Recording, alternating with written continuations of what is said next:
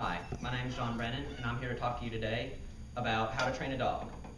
Now, I do not guarantee this method to work for everybody, but I can tell from my personal experience that it did work when I was training my dog. Now, to train a dog, there's basically two pieces of equipment you need. The first is a clicker, or some other noise-producing device.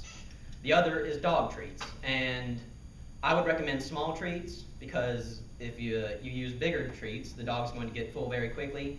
It's not going to care about them as much. But definitely the way to a dog's heart is through their stomach. It's a proven fact by science. Anyway, the use of the clicker is to condition the dog so that every time they hear this noise, they associate that with food.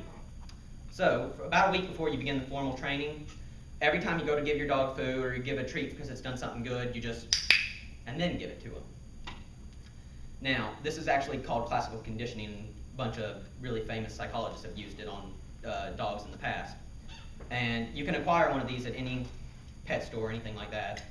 But when you actually go to the beginning of training, there's two steps to it. The first is your visual hand signals that you use, and the other is the auditory words that you speak. I'm going to start with the verbal hand signals, because when dogs, they don't know what the words mean yet. It's easier for them to understand the hand signals. The simplest signal is sit, which is this right here. And what you do is you put the treat in your hand, and then you hold it over the dog's head. Imagine the dog. And then you hold it slightly backwards so that when it looks like this, as a natural reflex, their butt goes down and sits on the ground. It's how their body works. So as soon as their butt hits the ground, you click, and then give them the treat. And this can be done with a bunch of tricks as well. You can use lie down, is when you put your hand lower to the ground like this, and the dog will try to lie down to get under it to get to the treat.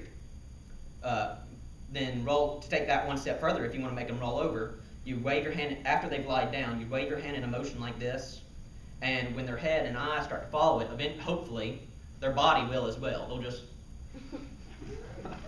So, my favorite personal trick is shake, which is where you put the treat in your hand, and you use it in a closed fist like this. When the dog can smell the treat in there, they'll start pawing at it, trying to get it. And once they start pawing, you click and give the treat out of your hand.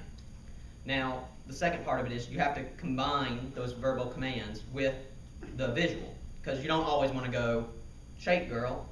You want to just be able to shake, and they'll just... And the key to verbal commands is to only say the word once. If you say, sit, come on, sit, sit, girl, sit, she's going to think it takes multiple times to equal that command.